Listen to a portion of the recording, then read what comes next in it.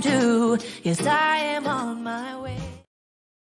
Yes, people, and good morning. Welcome back to Let's Talk Premier League. We're here for another morning news. And yesterday we spoke about COVID. Today, well, we probably will end up talking about that because, to be fair, it is in the world that we see. But predominantly today, we're actually going to be talking about United's new CEO, Richard Arnold. Manchester United, as we all know, have had a bit of a rocky year. Safe to say, rocky year. In terms of, obviously, you had all of the Super League nonsense. Then you had Ed Woodward saying that he was going to resign at the end of the season or at the end of the year. And guess what? The end of the year is approaching, and United have hired a new CEO. Because don't forget, Ed Woodward wasn't actually CEO. He was a chairman, wasn't he? But United have not had a CEO since David Gill. Just let that sink in. They've not actually ever replaced David Gill. And they sort of replaced it with one person in Ed Woodward, who's done a really bad job. But it is Richard Arnold who is going to be the new CEO. The Ed Woodward era at Manchester United is finally nearly at the end of its tenure. Sky News reports that Richard Arnold will step forward as CEO, with Ed Woodward set to depart on the 31st of December. Woodward will stay for a number of months in the consultancy role, presumably if United need any extra advice on a noodle sponsor or something. He will advise on sponsors, right? He will advise in terms of if Richard Arnold has got a question about a sponsorship deal the United have currently got, for example, Team Viewer, maybe that sponsorship, or Aon for their training stuff, then Ed Woodward will be on hand to guide Richard Arnold through the next 2, 3, 4 months, for however long that consultancy role is. Now, Ed Woodward has, obviously, United, as I said, when they've been on a rocky road, Ed Woodward has sort of guided them there. He's essentially guided them. Obviously, they've sacked Ole Gunnar Solskjaer, which needed to happen. It would have been really dumb to have sacked Ole Gunnar Solskjaer and to have had a new CEO at the same time. What they've done, they sacked Ole under Ed Woodward, who, say what you want about Ed Woodward, but he knows the club, he knows what he's doing-ish. On the commercial side. On the football side, I don't agree with that, but he does know how to make money, and he does know how to essentially run that side of the club. They've now got in Ralph Rangnick, who is now manager until the end of the year or end of the season. So that would have helped Richard Arnold. He's not walking in to a man who is now got to go get a new manager. He doesn't have to do that. They've done that for him. Also, big up to Munsey, who says, what a joke. Hold your horses. All I will say, watch the whole stream, because I have actually done a lot of research on this one, and you are going to be very interested to know why this may actually be beneficial for Manchester United, because it may actually be beneficial. Munsey says, get me on here. I'll tell you what all United fans think. I will be opening the lines on this one. I'll do it just after I've gone through everything, but hold your horses. Trust me, hold your horses. So who is Richard Arnold? All right, so Richard Arnold has been in the post at United as commercial director and has played a role within non-football side of business. He has been making out-of-touch statements, including telling the Associated Press earlier this year, no one is happier with the phenomenal success he is bringing when discussing Ole Gunnar Solskjaer. Solskjaer has just been sacked, and Arnold's over-exuberant comments aging like milk. Arnold, who was the man who boasted about the signing of Odion Ighalo, out-trended Donald Trump on Twitter. See, he's made some comments for sure. He is the perfect when the Glazers are concerned, focused on ensuring United are a money-making machine. On the football side, is sadly not the Edwin van der Sar appointment supporters have long hoped for. A couple more comments that he's said. In May 2012, This year, we finished our season in first place and City finished winning on goal difference. Someone needs to explain to him that finishing behind the leaders on goal difference means you finish second. And in May, in 2012, the same year, just about in June, we are reliant on 25 players and they're all massive stars. We have 25 George Clooney's. Well, back in 2012, you did not, because Tom Cleverley is not a George Clooney of football. I can also almost assure you of that. But and this gets into why I think this could be quite a shrewd appointment from Manchester United, because there is no doubt that he is good at making very good. He's good at making money. He knows how to make money. He's good at that side of things. His footballing side of things, he's already said he's not too keen on doing that. So you don't need to worry, right? You don't need to worry because he's not controlling the football side of things. A quote from The Athletic: Rangnick hopes in this regard, where emboldened by Arnold's expected promotion to replace Woodward as the club's leading man in England, Arnold's expertise is in the commercial field. He has made it clear in recent months that he is prepared to delegate responsibilities on the football side of things rather than seek to learn them on the job, in a way that has been often backfired for Ed Woodward. And there it is. There is the pin drop. There is where everything makes sense. Manchester United didn't have a director of football until about a year ago, or maybe even a bit less than that. So this actually is a very, very, very, very shrewd bit of business from Manchester United, because if you have someone who can still make you a shit ton of money, he can make you. He's like Ed Woodward. He could probably sell his own piss for a fortune, right? He can make you money, which every top club needs money, right? Every top club needs money. He is from within, so he is obviously known to the Glazers, which, again, you may not like the Glazers, but they run your club. So you're going to have to sort of get on board with the whole, the Glazers are your owners. But the reason this actually goes well, and the reason I think this works, is these words here. He is prepared to delegate responsibilities on the football side of the club. What does Ralph Rangnick do at the end of the season? Goes upstairs. So what I think, and I've said this for how long I've said this probably since Rangnick actually took the job as manager or interim. I think what will happen is, obviously Richard Arnold will be the CEO. You're not getting away from that. But I think Ralph Rangnick will become sporting director of Manchester United. And if he does that, that works fine, because then Richard Arnold will control the CEO, the commercial. He will make the money. He will make United still a world beater in terms of finances, which will give you more money, whether that be for your own or whether that be for transfers. We don't know, right? We don't know what they are going to be for.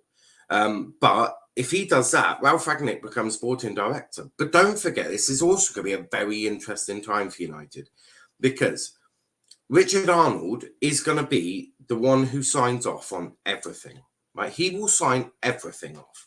So if Ralph Rangnick says, I want to play up, he'll just sign it off. The only time that I think Richard Arnold will have to step in, will have to go and say, no, you can't do that, is if Ralph Rangnick or the manager was to make something that could potentially harm Manchester United in the future with years to come. For example, let's just pick Mason Greenwood. If Ralph Rangnick was like, I'm going to sell him to Arsenal for £50 million, Richard Arnold would be like, no, you're fucking not. That would be when Richard Arnold would step in. So it's not a bad signing. It's a good signing in terms of if it does what he says he's going to do, which is delegate the responsibilities of football inside of things to do. Because if he can do that, then United can make this work easily. Russ says he's been their director for years anyway. He's the one who got them a $600 million kit sponsorship. He did. Munsey, he's been in your club for like 15 years already. He can fuck off then. Well, again, I get why he's frustrated, because you'd want Edwin van der Sar and probably Martin Overmars and Eric Ten Hag and really take this United team to do all of that. But ultimately, you're going to get Richard Arnold. But surely if Richard Arnold is willing to delegate the responsibilities to Ralph Rangnick, where is the problem? That's all I'm going to say is, where is the problem? Because I'm struggling to see it, right? Because what I'm seeing, and it may not go that way, and I could look wrong, I could be wrong, and Ralph Rangnick could not get the power that he wants. Because don't forget, he was promised an advisory role with power. Well, sporting director makes more sense. Ralph Rangnick to be sporting director of Manchester United, whilst Richard Arnold is CEO, and then the new manager, Eric Ten Hag, Mauricio Pochettino, Brendan Rodgers, whoever you want to pick out of thin air. I know that apparently, according to some sources, Bruno Fernandes and Cristiano Ronaldo are now picking the next manager, and they've decided on they're aligned with who they want. I class that as complete bullshit, by the way. There's no way, in my eyes, Bruno Fernandes and Cristiano Ronaldo are the ones making the pick for a new manager. So for me, I think this could easily work out if it's done in the right way. Ed Woodward has wanted too much control. Ed Woodward, in terms of, Ed Woodward has wanted to run the commercial, run the football. He's wanted to do all of it. Richard Arnold has no interest in running the football side of Manchester United. None of it. And when Ralph goes, either Richard would have learned what to do, or they'll go get someone else, like an Edwin van der Sar. Right? But you've already got a director of football. Don't forget, you've also just you've had Myrtle move up to the boardroom in terms of director of football. So that will be really important. Is Ralph Rangnick going to basically teach a director of football what to do, right, in that advisory 2-year role with power? Right? We all know Ralph Rangnick is probably going to have quite a bit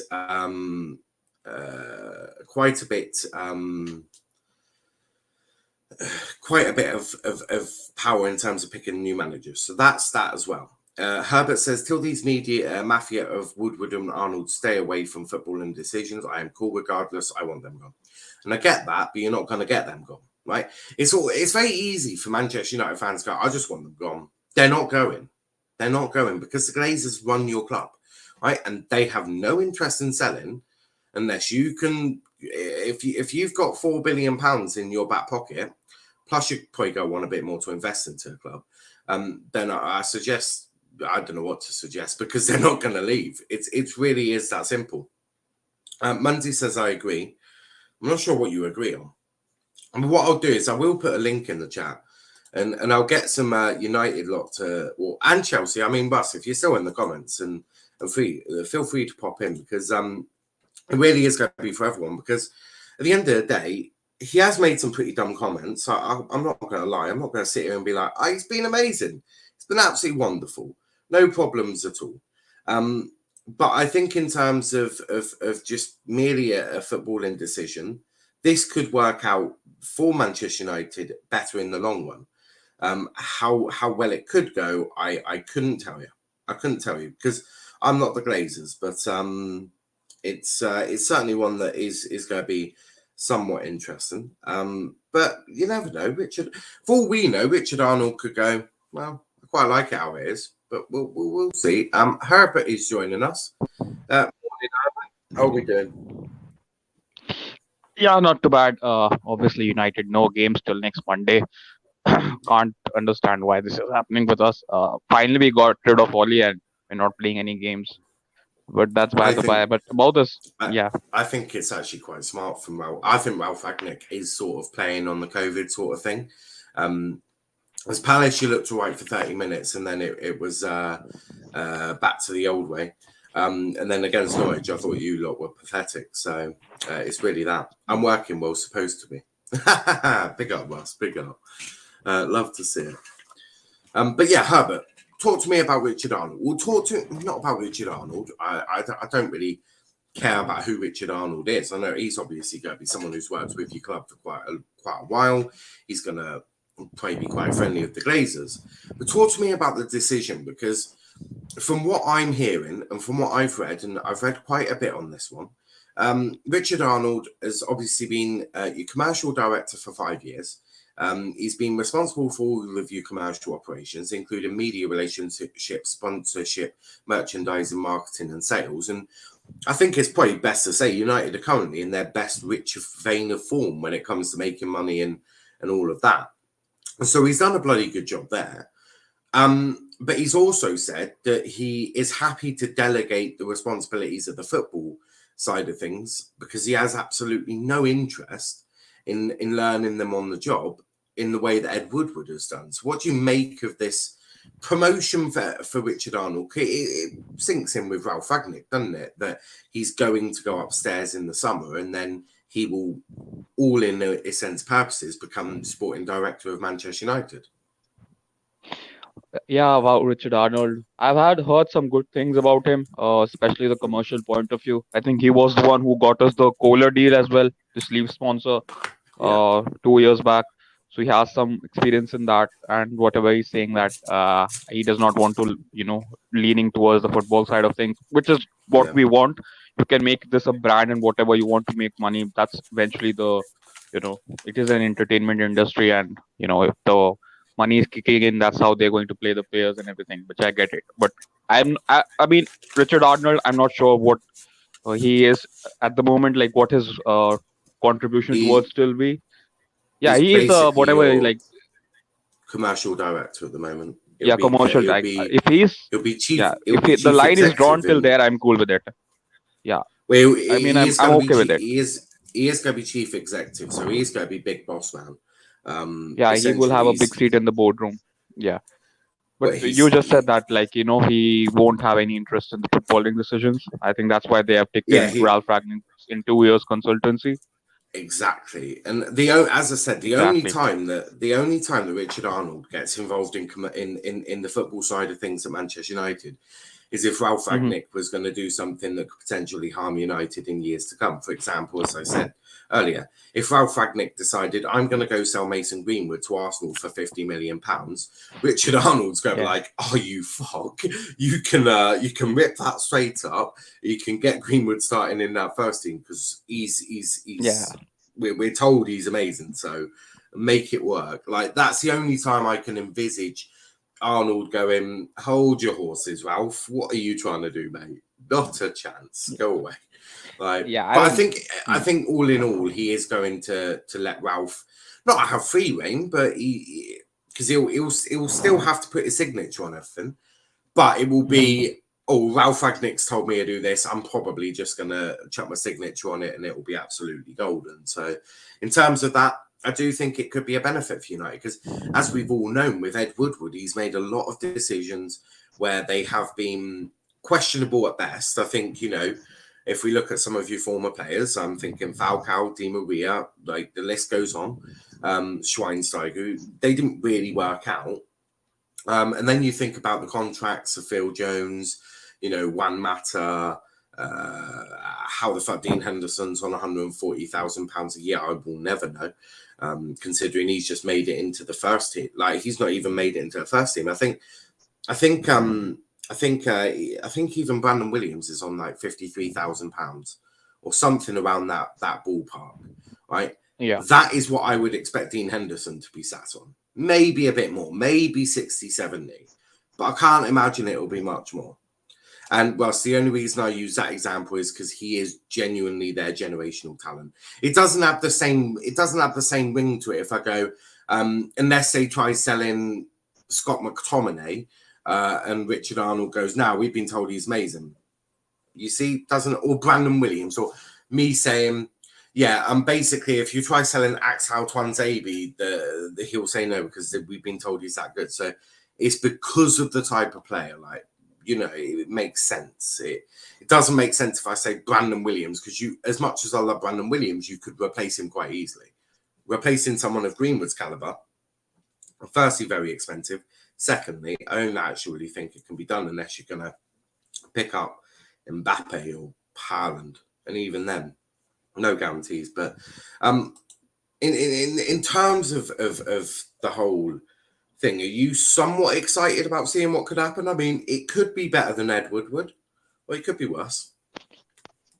I think regarding any kind of administrative roles with United, I am very, very skeptical. Unless it is showing results, I won't believe anything because they know how to make us, how to fool us. So, look, I think it's exactly how you just said that. Look, if Richard Arnold says that I want to play with 2 8s rather than a 1 6, I'll go and buy Haidara instead of I don't know, 90 million Declan Rice, and he probably have a 80 million sell-on fee when he's 26.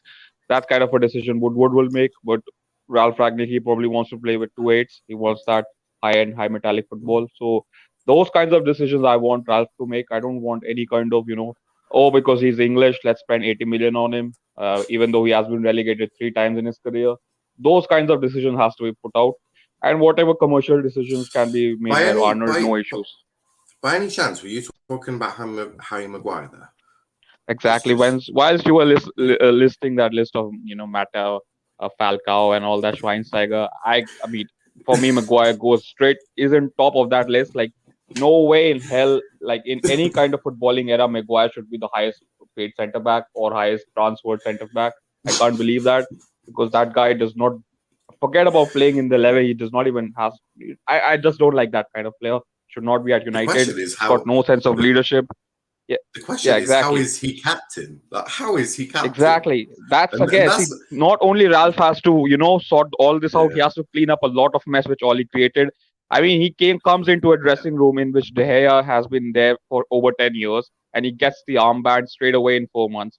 So that's the kind of stupid decisions Oli and because it was the fall safe after the World Cup. How in Britain it's like you reward failure. I mean, Gareth Southgate just won the sports personality of the year. I just want to say we don't actually all reward failure. I'm still fucking fuming that we absolutely bodied ourselves in the Euros, and I do. Well, the FA can go do the FA can go do some special things to their own asshole for all I give a shit about. I don't reward failure at all. But Munsy's here. Munsy, you're actually making your debut here. But go on. I can't believe the United fans slag off Maguire. All right, he shouldn't be our captain, but fuck me. Last year he was one of our best players and England's best player, and then you're jumping on his back because this year he's playing shit. No, come on. He's not one of our worst buys. Fucking hell. No, I wouldn't have him at the top. There's some worse ones than that. Do you know what I mean? But talk to me about Richard Arnold, though. Talk to me about that one. Well, it's all well and good them saying blah, blah, blah and all this stuff. But Ed Woodward said it when he come in and look what the fuck he did. So I'm not, as Herbert said, I'm sceptical. If they let Ralph do his stuff, then yeah. But I don't know. End of the day, it's great for the Glazers because they need to make money and all that, yeah. But the fans it's making money is somewhat helped Manchester United over this difficult period where you're not really earning any money from competitions. Oh yeah. So I mean, it goes in roundabouts. If he can get, if Ralph Ragnick goes upstairs as sporting director in the summer, and Richard Arnold, all he's got to do is make money. Boys, you're about to have one of the fiercest operations known to humanity, as you've got arguably the godfather of football, and then you've got someone who's just managed to somehow get $600 million for a sponsorship deal.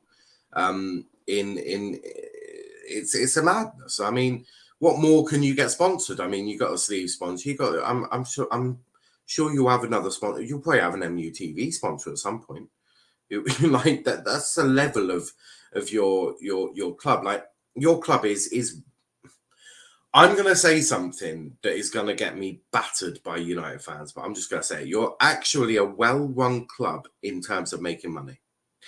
In terms of the footballing decisions, you're the worst-run club in the world. But in terms of making money, I can't think of a club better than United at making money normally. Man City make it artificially. United make money normally. I can't think of a club better run in terms of making money than United and the Glazers. Yeah, it's not about making money. We make a lot of money. It's about how we are spending it. I think that's Well, that issue comes into the football side of things, which I've always said you're the worst one club at. Big up to Riley though. How am I? I'm all good, mate. I'm all good. How are you? But Munsey, in terms of making money, you can't deny that Richard Arnold has been very successful at that, and if he can just continue doing what he's been doing as commercial director, he should be good. Just don't let him talk to the press. We found that with some of these statements. As I said, May 29th, 2012. This year we finished our season in first place. City finished winning on goal difference. June the 6th, 2012. We are reliant on 25 players and they're all massive stars. We have 25 George Clooney's. In 2012, I'm pretty sure you still had Tom Cleverley. I don't really class Tom Cleverley as a George Clooney. He also said, no one in the world is happier than me with the phenomenal success he is bringing him. That was under Solskjaer. Solskjaer had just been sacked, and Arnold's over exuberant comment, aging like milk. But is there anything that you're getting somewhat excited about? Because I don't think Van der Sar would come in as a CEO. I think your best chance, I think United's best chance actually, is if you had John Myrtle as director of football, created this new position as sporting director that United, it's not a new position, but United have never used it. Have a sporting director like Ralph Ragnick. And then when Ralph goes, bringing in Edwin van der Sar for sporting director, that would make more sense to me. But is there anything that you can get potentially excited about? Munty?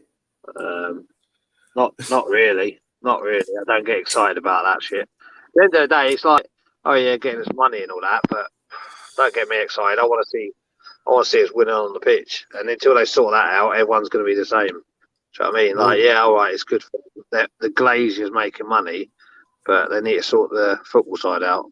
Do you know what I mean? They ain't got a problem making money.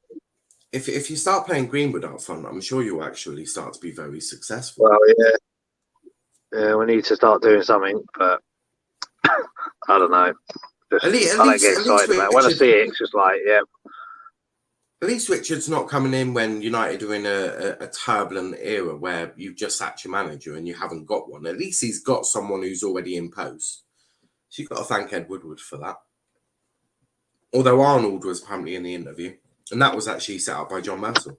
I don't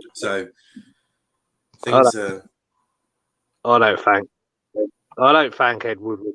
I don't thank Ed Woodward for nothing. What about John Myrtle? To be fair, I don't like the bloke. Wait, you don't like? Why don't you like John Myrtle? No, I don't like Ed Woodward. I don't mind John Myrtle. Oh, I meant for John Myrtle. Just Ed Woodward. Well, yeah, he seems all right at the moment. I don't know. I've not personally met him, have I? Well, that is you know what I mean? So I don't know. Yeah, they seem all right at the moment, but it's just like we've been promised this before, haven't we? Like, I don't know. It's just like they should. At the end of the day, who employed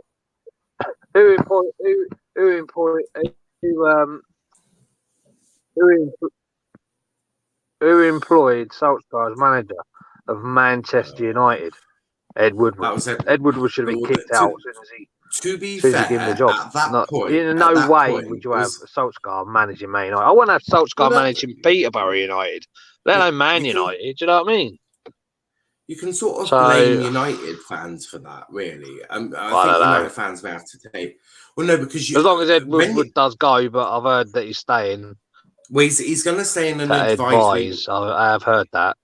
Yeah, but that's completely normal. Which is not. Every top right. Well, that's completely normal because it's what happens at big companies, and United is, as much as it is a football club, it is also a company.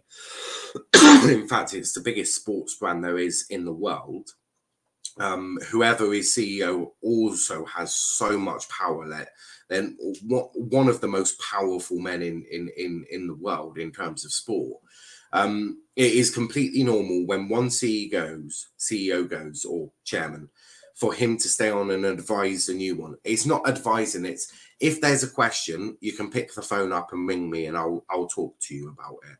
That's essentially all he's going to do. He's not going to come in and go, Ralph, I think you need to drop Bruno Fernandes, play Scott McTominay as centre-back, drop Ronaldo and bring in Martial. I don't think Ed Woodward is going to do that sort of advising. And if he did, I'm almost certain that United fans would cry. But big up to Max in the chat as well. But I mean, Edwin van der Sar. A lot of people want Edwin to get the top job at United. I can tell you one reason why he will never get the top job at United. Well, not yet anyway. It's quite simple. Edwin van der Sar is not known by the Glazers. The Glazers are not going to put someone unknown to run their club. No way. So it will always be someone that the Glazers know and have a good relationship with. But Herbert, in terms of what I've said, do you see if you can create this sporting director role, bringing in Ralph Rangnick into the sporting role, can you see then Edwin van der Sar potentially coming into United as that sporting director with Myrtle as director of football? Yeah, I think in that case, maybe because Van der Sar already has told that he does not want to come and join. He's already in one of the best, clubs in terms of developing youth and all that kind of stuff. But I mean, look, as you just said, that the whole Richard Arnold and Woodward, all these, as I said, like these, they all went to the same university, so they all know each other, and they are all created this kind of, I don't know, I wouldn't call it brotherhood, but kind of a cult in them that will.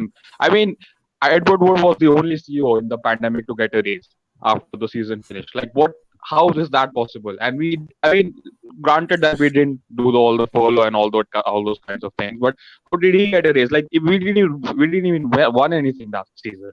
I mean, if I was Ed Woodward, I'll be feeling ashamed that Marina, the Chelsea's sporting director, she won the best sporting director award just last week, and Ed Woodward wasn't even in the conversation. So those are the kind of things like I want my club to be serious about, not about making $600 million and getting Ronaldo sales and all that. We don't, as fans, we don't really care about that. At the end of the day, like how many trophies are going to the cabinet. That's the most important thing. Well, but again, I was about to say, what if they use that money that they make to then make you win lots of trophies? Like, look, I think United of old, in terms of, when I say of old, I mean Ed Woodward era. It was very much, we'll make lots of money. We're gonna spaff all that money around like we're hookers, like we're just spending it on a load of hookers. Work out that the hookers you've just bought, 50-year-old women with no teeth, instead of very attractive 21-year-old women with lots of surgery done or whatever. Like, that's a shocking analogy, but it's the analogy I'm going to die on the hill with. But I think now there is somewhat of a difference. I mean, it'll really depend. I think if you pick up Declan Rice, right, for 80, 90 million in January or the summer, I'll be like, nothing has changed. It's the same United. If I see you picking up Frankie de Jong for 45, 50 million, I'm going to be like, things have changed. And Varane proved a lot of that for me, because you picked up Varane and no one, not even me when I was doing all of the transfer stuff in the summer, no one really expected Manchester United to go pick up Raphael Varane. I mean, we were all thinking of Sven Botman, Paul Torres. We were thinking of them men, but no one really expected Raphael Varane to actually get done, and United managed to get that done under the guidance of John Myrtle. Maybe different under Ralph Rangnick. We'll see. He's going to have more. He's going to have more contacts contacts within European football than I think Ole Gunnar Solskjaer did. So it could be, I think Red Bull, it could be interesting. See who Red Bull have got, but I don't know. It's certainly gonna be one of them odd ones, isn't it? That only time will tell how good this one is. But we'll see. But it's I mean, look with United, especially with United, I wouldn't say about all the other clubs. Even with Tottenham, Daniel Levy, I mean, he's made the right decision in getting Conte, right? After sacking Nuno, just giving the contract last season. You could say he's more capable, more than Woodward and all these lot we had.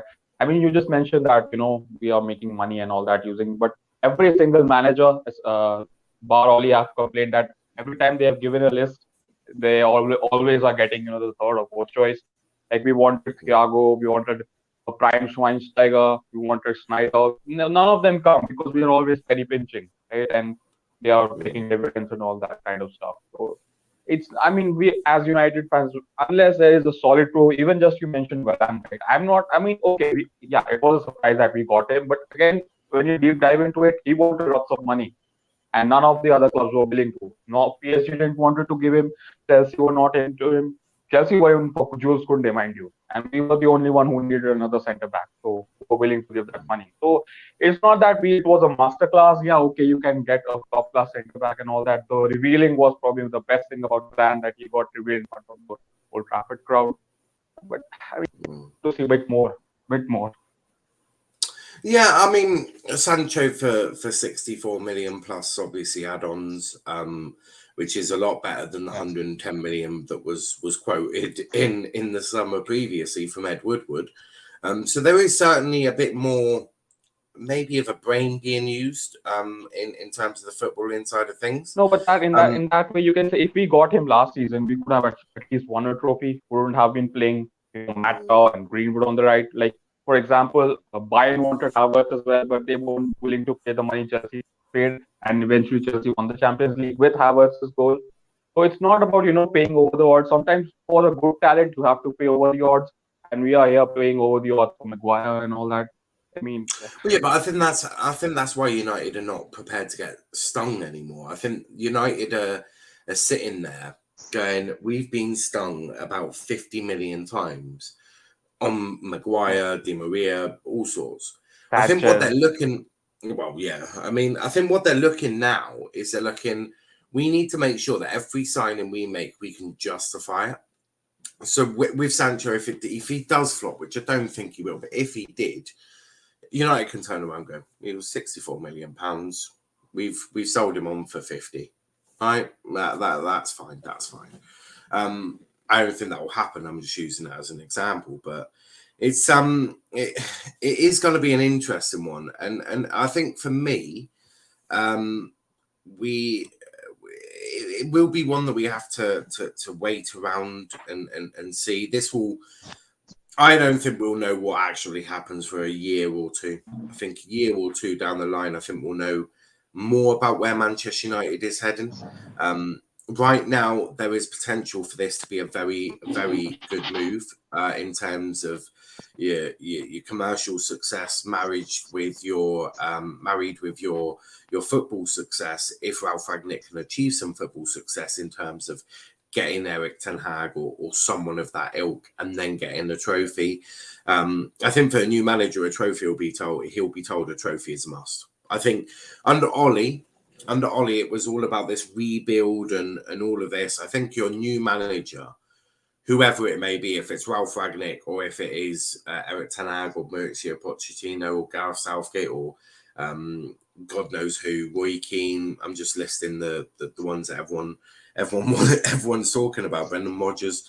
I think they will be explicitly told you need to challenge for the league and you need to win a trophy minimum.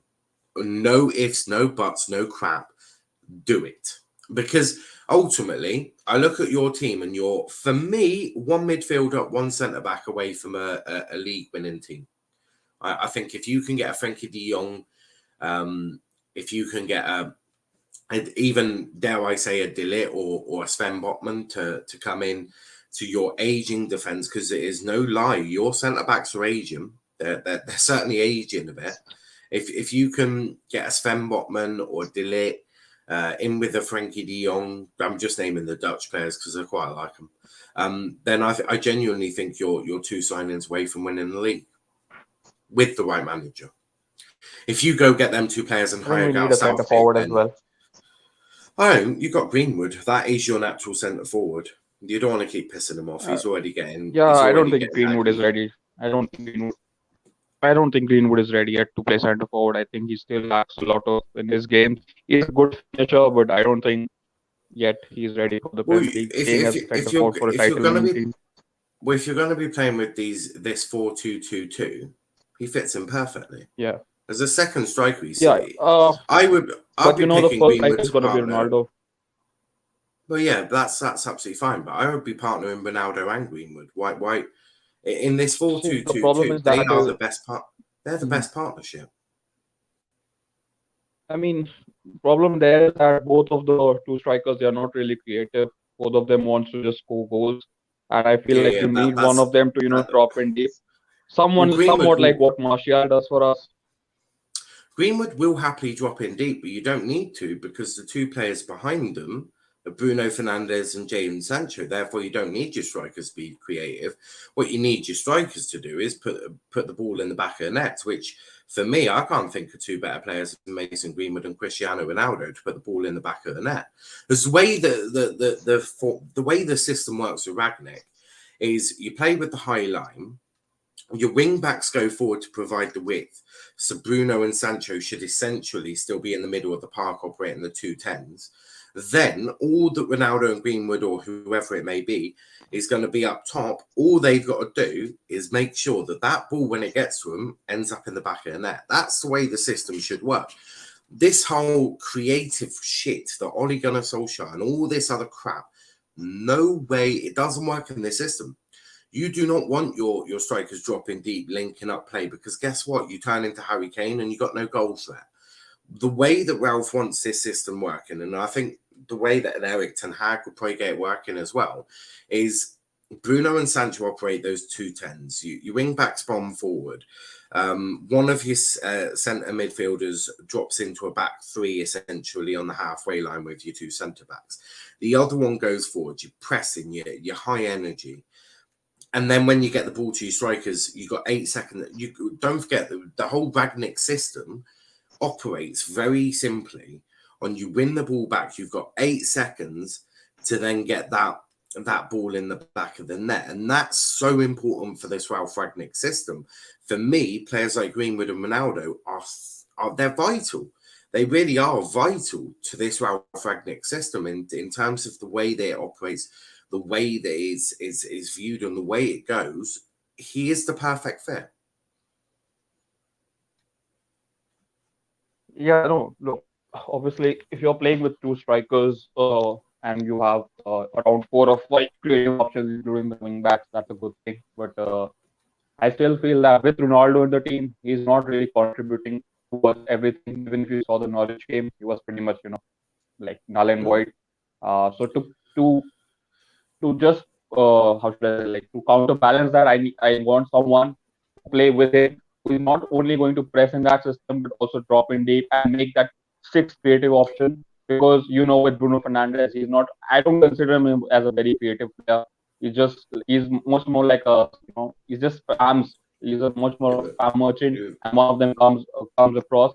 And if you see, like, after Ronaldo coming in, his GA has dropped down, which is quite evident to the fact that there is this whole concentration of attacks is centered around Cristiano. So I feel like if we have someone in the mold of a Martial or a Benzema or someone, even a Cavani probably will be beneficial. Martial ain't pressing. Martial ain't gonna press. Yeah. No, Martial has the second best stats after Sancho in our team. This is considering last year. There is this myth that Martial does not press. He presses more than Rashford. It's just because he does not run around like Rashford and he does not have the running style of a Rashford. I do prefer Martial over Rashford. For me, the hierarchy is quite simple. The way I would have it: Ronaldo top, Greenwood second. So that would be my strike partnership. Players like Martial absolutely will be quite vital. For me, Rashford's got to either work hard on. Rashford is really difficult because it's football IQ. That's what Rashford, for me, needs to work on. It's football IQ, right? It's the brain. I don't think he's got the best football brain. I think he's brilliant when he's got acres of space in and behind the centre backs that he can run in behind and get goals that way. When it comes to, a low block, I think Rashford's pretty much nullified.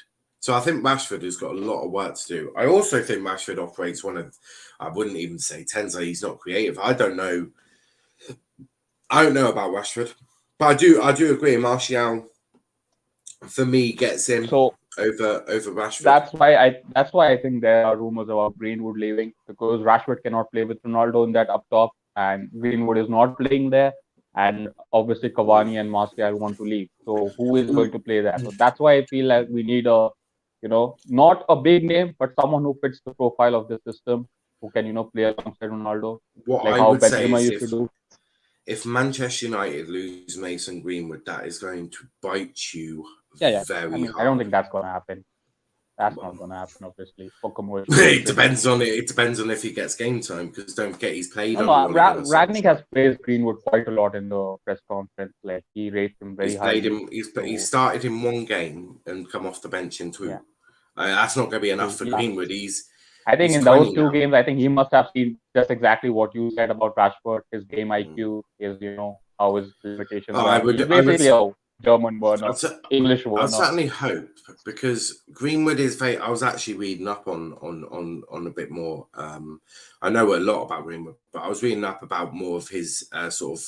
He doesn't have an agent, so Greenwood is very simply, his family are sort of the ones who help him and guide him, his father, and they have so they have his whole family, right? His whole family. And Greenwood, there's trust between Manchester United and the Greenwoods, a lot of trust there between the family and Mason and the club. There is somewhat trust at England level, but not an awful lot. They don't trust Gav, because don't forget, at United, he barely gets put up for media, right? He gets occasionally put up for media, but not often. It's normally after a sort of good feel win. I think back to Leeds. Ollie was like, I can put Greenwood up in front there. He's got a goal. Bruno, he did it with Bruno. Like, Greenwood doesn't get put up on his own. And it's things like that I think Ralph's going to have to gain trust with the Greenwoods. I think that's where Ralph is currently at the moment, because you've got a player who's that good and is a generation of their generation. Then you have the sort of family getting there. That there's the trust between the club and the family.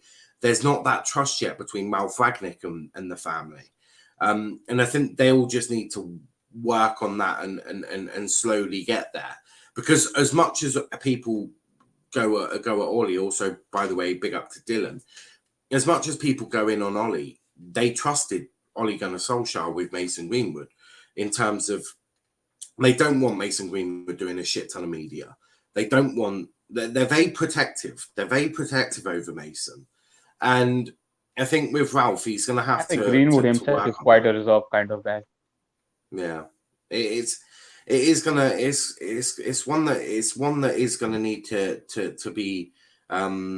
The trust and that's the key for Mason. It is all about trust, and if Ralph breaks that trust, that's gonna go badly for Ralph. But we also need to remember Ralph's only here till the summer, then he moves upstairs and all of that. So it's a very different one. It's a difficult one.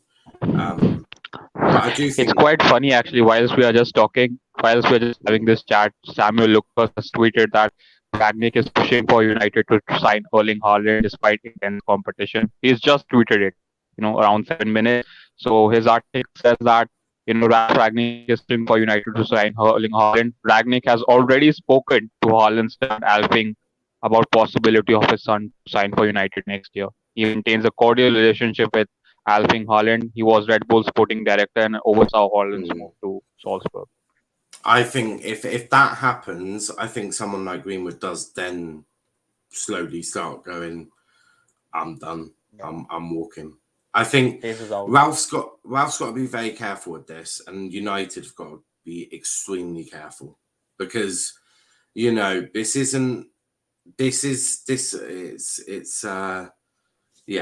is nonsensical to sign Haaland, I feel. But Dylan says Greenwood literally rejected a life-changing deal from Juventus, reassuring that trust between the club and shows how it isn't about the money for him. He doesn't need the money. That is true, but he does need trust, and I don't know if he completely has that with Ralph. Nonsensical for us to sign Haaland. We've got Martial and Greenwood, but again, I completely agree with that. I do think, and are we somehow forgetting that Erling Haaland is managed by Mino Raiola? Are we just forgetting that again? Yeah, he would definitely want a big signing on fee or release clause, whatever it is. I think they have capped it to 6% now for the agents, so there's some good things in that. But again, United and Raiola, it's a very big headache with Saka and Pogba, and now Holland. I'm pretty sure, like even Mkhitaryan was from Raiola as well. So you might as don't well really just share get fucking. relations with him. You might as well just get fucking delete and make it a Raiola fucking Christmas. Just get all three of them in at one club, but you can't blame him actually. I don't like people who are blaming Raiola for this. He's doing best for his client, and if you want the best players, you have to talk to him. But he has fucked United over more than once. Yeah, but it's not totally. I mean, like we haven't bought a holding midfielder to play with Pogba. If I was United, you might as well just go pick up Donnarumma for goalkeeper, get in Delete, sign Pogba, get Haaland, and then bend over and let Raiola absolutely rip you a new one. Because that's essentially what he'll do. Dylan says I never want a Raiola client again. He does keep talking. He does unsettle a player. But we are going to wrap it up there. Haaland will most likely get spoken about in the evening show. The evening one is probably going to be... So for the way we're probably going to do these is the evening show is probably going to be more transfer-based. So it's going to be more of the transfers. The morning show will be a big story, a particular story that I sort of want to talk about. So that is going to be the whole idea of these shows is the morning show is going to be sort of the one story. The evening show is going to be where we discuss a few more of the transfers. So Erling Haaland is probably going to get spoken about. Dylan says, for an agent, Raiola is genius, especially could want his strategy, but his strategic way about managing players is so frustrating and affects the clubs. It does. But we'll be back at 5 p.m, so make sure you tune in for that. Make sure you hit the like button, hit the subscribe button as well if you are new to the channel. Check out our socials, Twitter, Let's Talk EPL, Instagram, Let's Talk EPL_, and on TikTok at Let's Talk Premier League. But until next time, thanks for watching, guys, and peace out.